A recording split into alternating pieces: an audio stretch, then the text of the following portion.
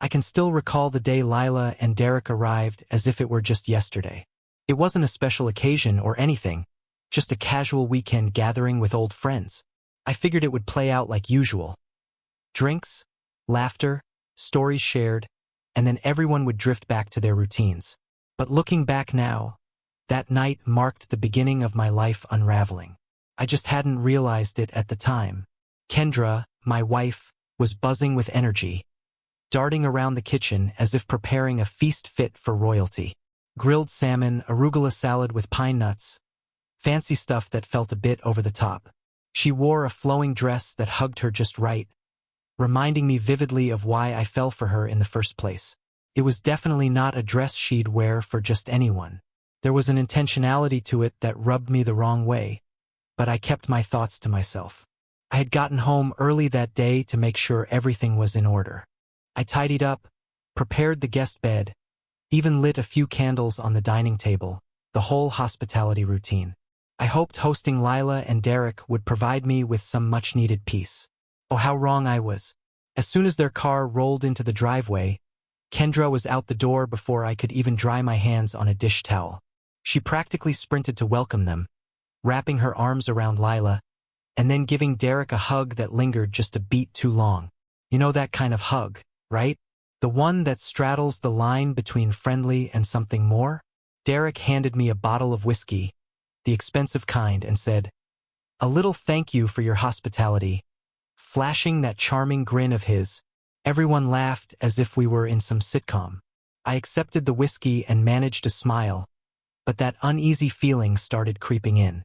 As we carried their bags to the guest room, I noticed Kendra lightly touching Derek's shoulder while they chatted about something trivial. She was laughing a bit too much. Derek seemed to eat it up. I acknowledged the tension but tried to brush it off. After all, Derek had always been one of those smooth-talking guys, the type who treats every woman like she's something special, even if she's married. Still, that gnawing feeling in my gut wouldn't let up. About an hour later, our neighbors, Harrison and Sophie, arrived. Harrison is a big guy with a backstory that sounds straight out of a film. An ex-sailor turned security guard, always cracking jokes as if life were one big playground. Sophie? She's pleasant enough, running a health food Instagram that Kendra follows religiously. They've been over for dinner more times than I can count, so it usually feels effortless with them. Wine began to flow, and for a little while, everything felt normal. Harrison was cracking jokes about his job. Sophie shared her latest detox smoothie recipe, and Derek chimed in with his usual charisma. But that weird vibe between Kendra and Derek? Couldn't shake it. I wasn't looking for trouble, but it was practically waving at me from across the table. Dinner was where things really began to feel off-kilter. Kendra laughed way too hard at Derek's jokes, even the ones that fell flat. Occasionally, she would lean over to refill his wine glass, her hand lingering on his wrist just a second longer than necessary.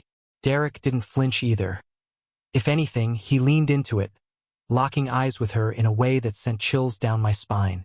I struggled to focus on the conversation, but with each sip of wine, my unease intensified. It felt like they were engaged in a private game that excluded everyone else, and I was painfully aware of it. Derek wasn't just chatting with my wife. He was looking at her like they shared some unspoken connection that I wasn't part of. And Kendra? She returned his gaze with a spark in her eyes that I hadn't seen in ages, almost like she was thrilled. It hit me hard because I couldn't remember the last time she looked at me that way. After dinner, Harrison nudged me and said, "Hey, let's go out for a smoke." We made our way to the back porch while the others remained inside. I welcomed the chance to escape the tension that had been building inside me all night. Harrison lit his cigar and took a long drag before glancing at me sideways. "Notice anything off tonight?" I shrugged, trying to play it cool. "Off how?" Harrison leaned against the railing, puffing out a thick cloud of smoke. "Derek seems a little too chummy with your wife, don't you think?" His words hit me like a sucker punch. I'd been convincing myself I was imagining things, but hearing it from someone else made it feel all too real. I wanted to downplay it, act like it was nothing, but Harrison isn't the type to let things go easily. "Listen," he said, "I've been around long enough to see these things. A guy like Derek? He's trouble. And Kendra, well, she's not exactly shooing him away. My jaw clenched, but I forced a smile. You're reading too much into it, I replied, even though I knew he was right. Harrison shot me a knowing look, as if he'd witnessed this kind of thing before. Just keep an eye on it, he said, tapping his cigar against the ashtray. Better to be safe than sorry. As we stood there in silence, his words settled over me like a heavy blanket. My instincts screamed that something was wrong, but I didn't want to accept it. Not yet. When we finally returned inside, the evening had started to wind down. Kendra was curled up on the couch with Derek, their bodies turned toward each other as if they were in their own little world. She gave me a half-hearted smile when I walked in, but her attention was still on him. Lila, bless her, seemed completely oblivious, or maybe she just didn't want to see what was unfolding. She was curled up in an armchair, scrolling through her phone, utterly detached from the evening. I settled into a seat across from them, nursing the whiskey Derek had gifted me, and watched them closely. Kendra laughed again at something Derek whispered, her hand brushing against his knee this time. That was the moment I knew for sure. Something was terribly amiss, and it wasn't going to end well. I just had no idea how bad it was going to get. That night, as I lay next to Kendra in bed, sleep eluded me. Every time she shifted or murmured in her sleep, my mind was on overdrive. I kept telling myself I was being paranoid. But the reality was, the fractures in our marriage had been there for quite some time. Derek hadn't caused these problems. He merely brought them to light. And I sensed that once the unraveling began, it would be impossible to stop. In the days that followed, I began to notice things I had previously overlooked, or maybe I'd seen them but didn't want to acknowledge their significance. Kendra and Derek seemed inseparable, like they were drawn together by some invisible force. No matter what was happening around us, if I walked into the kitchen, there they were, laughing or huddled together as if the rest of the world had faded away. Each time I saw them like that, a knot tightened in my stomach. At first, it seemed like trivial stuff, little moments that I could dismiss if I really wanted to. But as time went on, those moments started to accumulate. One afternoon, I returned from the back porch, hoping to surprise Kendra. I hadn't made a sound, but as I entered, I found them standing so close that it looked like Derek was about to kiss her. He leaned in, whispering something in her ear, and Kendra wore a guilty expression, like a child caught red-handed with her hand in the cookie jar. The moment she noticed me, she pulled away quickly, but the damage had already been done. My blood ran cold, yet I maintained a stoic expression. I wasn't ready to reveal that I was onto them. Not yet. It became unbearable to keep my feelings bottled up. The suspicion was gnawing at me, so I did the only logical thing. One night, when Derek wasn't around, I pulled Lila aside. "Hey, Lila," I began, attempting to sound casual, though my words felt heavy in my throat. "Have you noticed anything odd between Derek and Kendra?" She stared at me as if I'd grown a second head. "What do you mean?" "Derek's just friendly. That's how he is." I almost dropped the conversation right there. Maybe she was right. Perhaps Derek was just one of those guys who crossed boundaries without realizing it. But then, after a moment of contemplation, her expression shifted. "Actually, now that you mention it, there was this one time." She rubbed the back of her neck, as if weighing the decision to share. "I saw him put his hand on Kendra's back the other day. It wasn't just a friendly gesture, though. Felt different. And she didn't exactly shove him away." I nodded, feeling the pieces snap into place. "Exactly. That's what I've been saying. Something's definitely off." She sighed, clearly uncomfortable with where the discussion was headed. "Look, I don't want to jump to conclusions, but yeah, it does feel a bit off." Right then, we made a pact to keep an eye on them without tipping our hands. I hated involving Lila, but I needed someone to see what I was witnessing. Someone to confirm that I wasn't losing my mind. She agreed to help, though I could tell it wasn't something she was enthusiastic about. I don't think either of us was prepared for what we might uncover, but at that point we had to know. The first opportunity we had, Lila and I decided to catch them off guard. We figured if anything was truly happening, we just needed to show up at the right moment, unannounced. So one afternoon, we concocted an excuse to leave the house during lunch, pretending we'd be gone for a few hours. Then, halfway through, we turned the car around and headed back, hoping to catch them in the act. My heart raced the entire way, and I could see Lila glancing at me, likely just as anxious as I was. When we stepped through the front door, the house was eerily quiet. Too quiet. I signaled for Lila to follow, and we tiptoed toward the kitchen, holding our breaths. But when we rounded the corner, all we found was Kendra and Derek at the stove, chopping vegetables side by side. They weren't even standing particularly close, just chatting and laughing as if everything was perfectly normal. For a fleeting moment, I felt like a fool, like maybe I had overreacted. Perhaps it really was nothing after all. But that sense of relief didn't last long. Something still felt amiss. I couldn't quite put my finger on it, but my gut told me there was more happening beneath the surface. I could tell Lila felt it too. As we stood there, watching them share laughter and prepare food, she leaned in and whispered, "Maybe we just didn't show up at the right moment." Her words lingered with me long after that. What if we had simply missed the moment? What if whatever was brewing only occurred when no one was watching? That thought kept me awake that night, staring at the ceiling while Kendra slept soundly beside me, blissfully unaware. Every laugh, every glance, every touch between them. It was all starting to feel like the tip of an iceberg, and I had no idea how deep it went. The worst part was, I still lacked any real evidence. I was stuck in limbo, oscillating between suspicion and paranoia, and it was driving me crazy. I kept telling myself to stay calm, to wait for the perfect moment to confront them. But with each passing day, my doubts burrowed deeper into my mind, and I knew it was only a matter of time before something broke. And when it did, there would be no turning back. One morning over coffee, Lila brought up Logan. Her voice lowered as if mentioning his name was a secret in itself. "He's a tech guy," she said. "He could probably help us figure this out without any issues." That same night, we reached out to Logan. He didn't ask too many questions, which was a relief. When he showed up, he carried a duffel bag brimming with gadgets that looked like they belonged in a spy thriller. Tiny cameras, no larger than a button, boasted crystal-clear resolution. "Where do you want these?"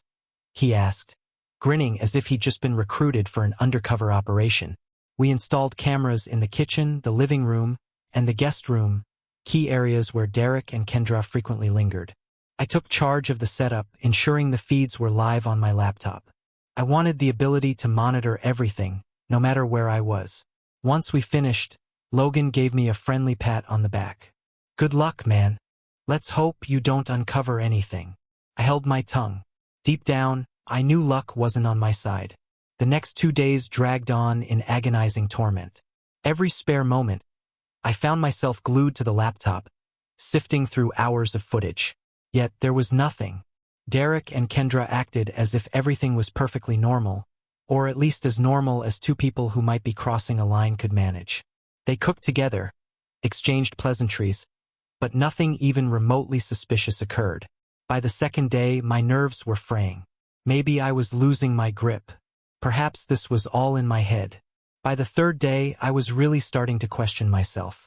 Had I really stooped so low that I was spying on my own wife? Was I being irrational? Or was there something genuinely going on? Lila attempted to reassure me when she noticed me spiraling, but her words felt hollow. "We'll figure this out," she kept insisting, but it was all just background noise to my rising anxiety.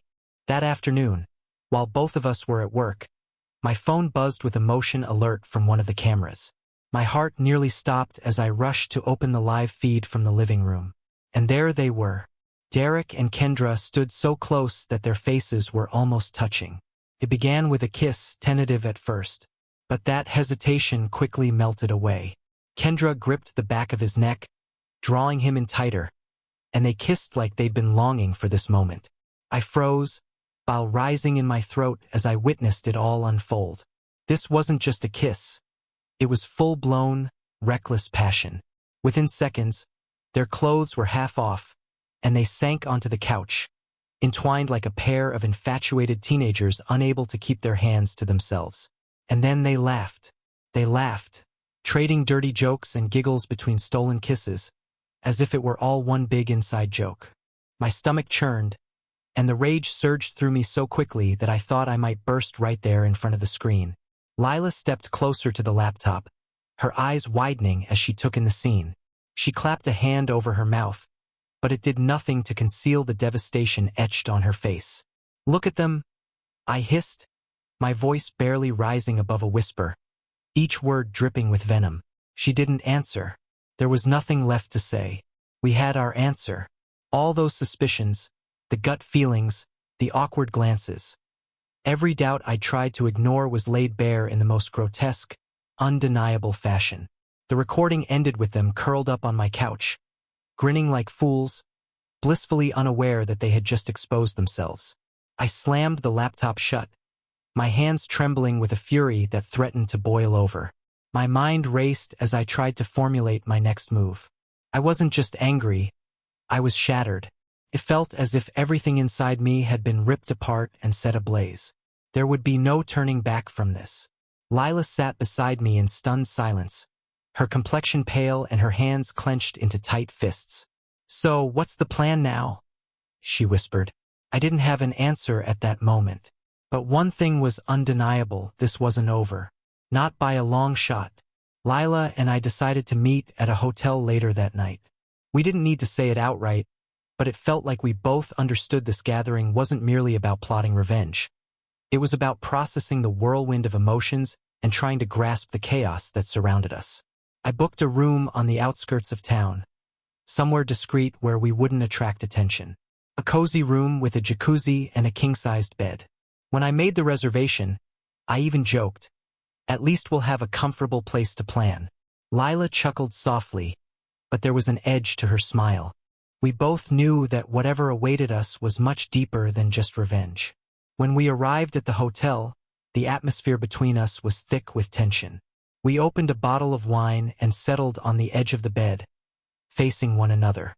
Initially, we kept the conversation light, talking about work, family, and old friends. It felt safer that way, like we were cautiously dipping our toes into the water instead of diving in headfirst.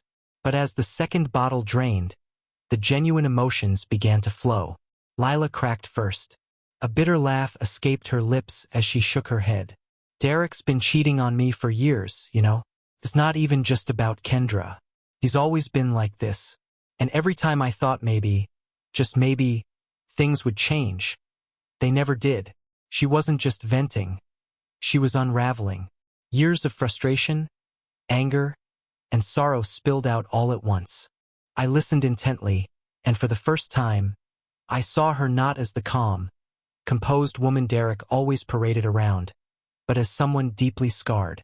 "Honestly," I said, swirling the remnants of my wine, "my marriage has felt dead for quite a while now. We're just existing together at this point, not really a couple anymore. I think Kendra was just waiting for an excuse to move on." I let the words linger in the air. It was strange to voice such thoughts, to admit how empty our relationship had become. But it also felt liberating, like a burden had been lifted from my chest. We sat there in silence, the weight of shared pain enveloping us. Our hands brushed against each other a couple of times. Initially accidental, but soon it felt intentional, almost inevitable. I caught her gaze, and there was a flicker of understanding in her eyes that mirrored my own feelings. Why not? I thought. What do we have left to lose? The moment I kissed her, it was like a dam inside me burst open. It wasn't soft or slow. It was frantic, raw, filled with emotions neither of us knew how to manage. Our clothes were discarded faster than I could process. It was chaotic, intense, and we held nothing back. I grasped her waist and tossed her onto the bed as if it were our last chance to feel anything genuine. We didn't hold back for a second. This wasn't merely about physical intimacy. It was an escape from all the betrayal, disappointment, and pain that had been suffocating us. Every kiss, every caress was a way to drown out the hurt, even if just momentarily. I kissed Lila as if I wanted to consume every inch of her, as if her very presence was what tethered me to reality. When it was over, we lay there, our bodies slick with sweat and our hearts racing. For a while, we said nothing, simply staring at the ceiling, lost in the aftermath of what had just unfolded. Lila was the first to move. Without a word, she slipped off the bed and headed to the shower, leaving me alone with my swirling thoughts.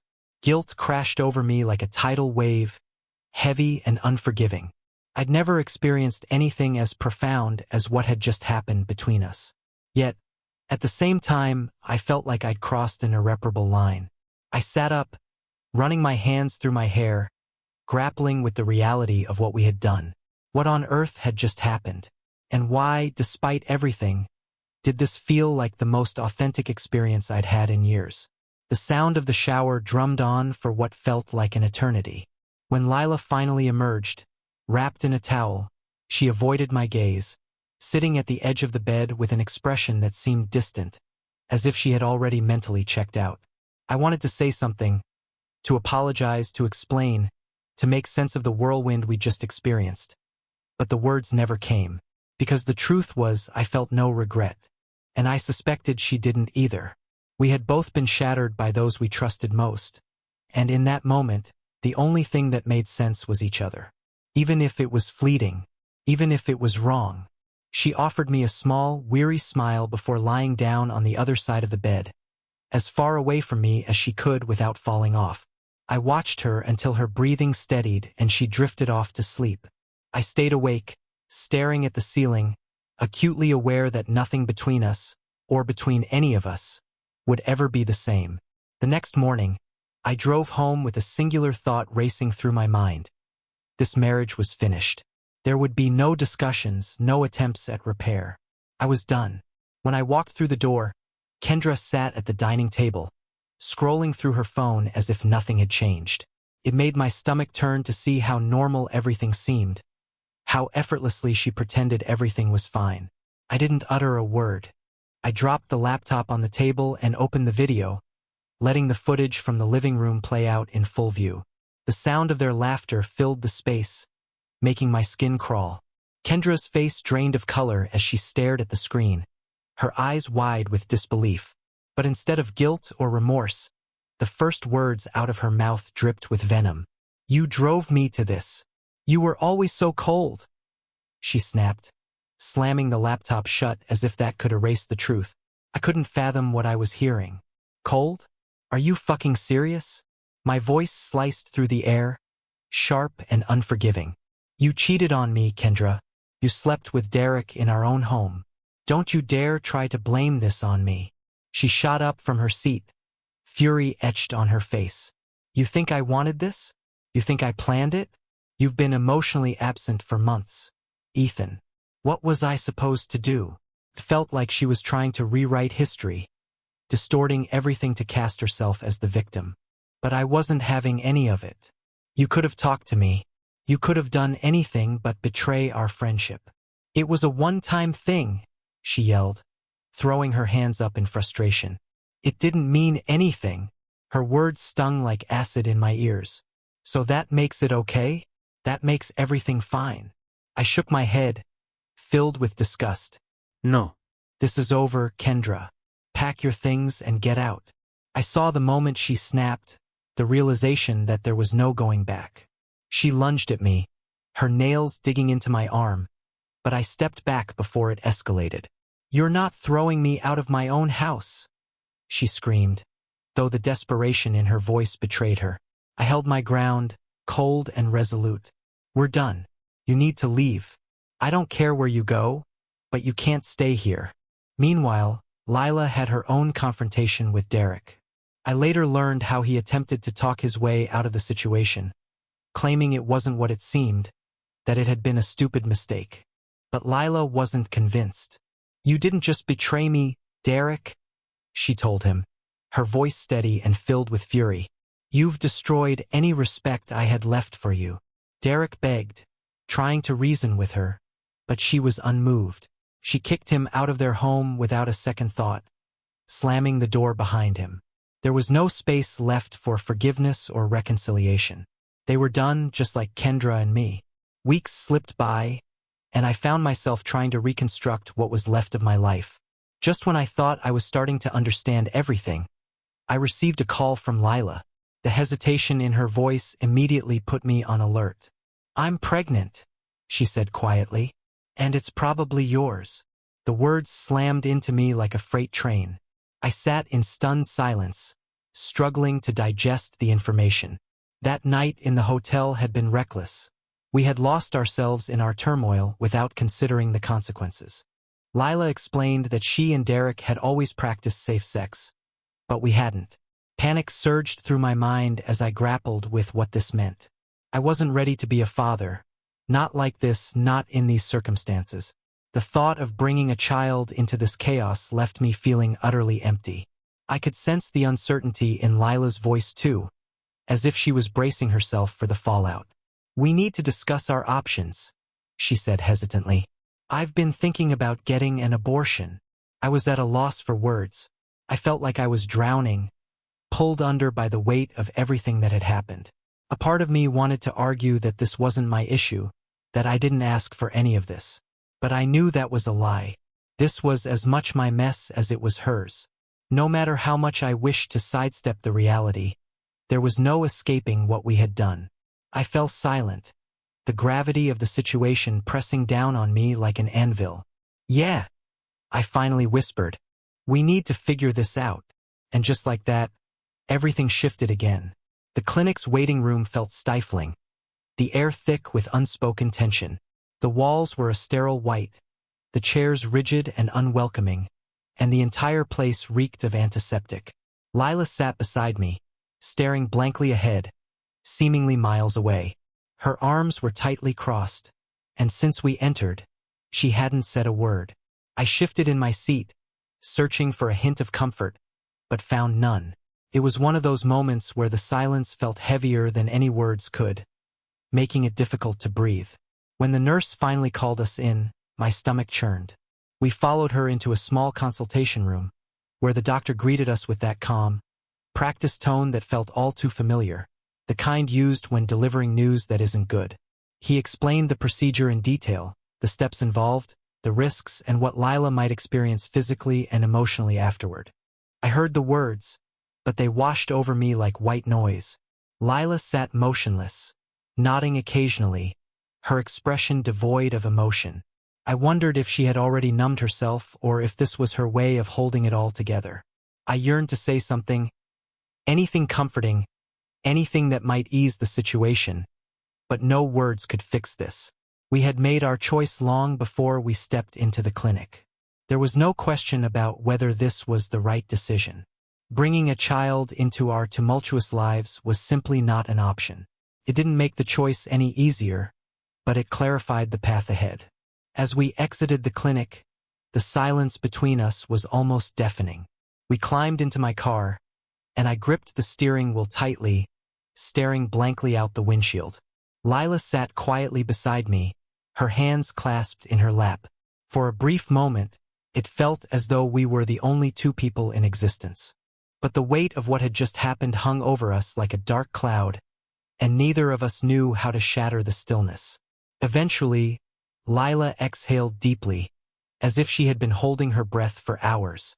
"We can't ever talk about this again," she murmured, her voice barely a whisper. I nodded, unable to trust my own voice. "Yeah, agreed." She offered a small, sorrowful smile that didn't quite reach her eyes. "I think I need to leave the city," she said softly, as if confessing a long-held secret. "I can't stay here. I need a fresh start." "I understand," I replied, and I truly did. Remaining here wasn't a viable option for me, either. Everything about this place felt tainted. We both needed to escape, to leave behind the wreckage of our actions and try to forge something new somewhere else. Lila reached over and squeezed my hand before stepping out of the car. I watched her walk away, and in that instant, it felt like the final page of our shared chapter had been turned. There was nothing more to say. In the ensuing weeks, I packed my life into boxes and left without a word. I didn't make any grand gestures or tell anyone where I was headed. I just knew I had to go, away from the memories, away from the familiar faces, and away from the version of myself I no longer recognized. I found a small apartment in a new city, nothing extravagant, but it was mine. A sanctuary where no one knew my past, where I could finally stop being the guy whose wife had betrayed him. I found a job at a local office. Not glamorous, but it offered a routine. It provided me with something to focus on besides the thoughts swirling in my mind. I started hitting the gym again, something I hadn't done in ages. I rekindled old hobbies I had long abandoned. Reading, hiking, and even sketching, though my skills were questionable. Bit by bit, I began to feel like I was putting myself back together. One afternoon, out of the blue, Sophie reached out to me. Hearing her voice felt surreal given everything that had transpired. "Hey, Ethan," she said tentatively. "Would you like to grab coffee sometime?" Without hesitation, I agreed. Meeting her felt refreshing. When we sat down at the cafe, the conversation flowed easily, as if no time had passed. Sophie opened up about her divorce from Harrison, explaining how their relationship had unraveled. "We weren't happy," she admitted, stirring her coffee. "We just kept going through the motions, hoping things would improve. But they never did." There was a softness in her demeanor that I hadn't noticed before, a vulnerability that made me feel less alone in my own struggles. As we talked, I found myself relaxing for the first time in ages. And for the first time since everything had fallen apart, a flicker of hope ignited within me. Maybe life after all of this wasn't as unattainable as it once seemed. I had learned many lessons from this turmoil, lessons I wished I could have avoided but now recognized as vital. I realized how much time I had spent constructing my life around others, trying to be what they needed instead of discovering what I wanted for myself. But not anymore. I was done living for someone else. A few nights later, as I sat on the balcony of my new apartment watching the sun sink behind the city skyline, I pulled out my phone and sent Lila a text. "I hope you're happy," I typed, my thumb hovering over the send button for a moment before I finally pressed it. Her reply came just minutes later. "You too." I set my phone down and leaned back in my chair, allowing the cool evening breeze to envelop me. For the first time in what felt like ages, I wasn't weighed down by the past. It didn't matter anymore. What was done, and it was time to move on. The sky transformed into vibrant shades of orange and pink, the last rays of sunlight disappearing beneath the horizon. As I sat there, breathing in the night air, I realized something that had evaded me for far too long. Life was beginning anew, and for the first time in years, I felt a sense of calm wash over me.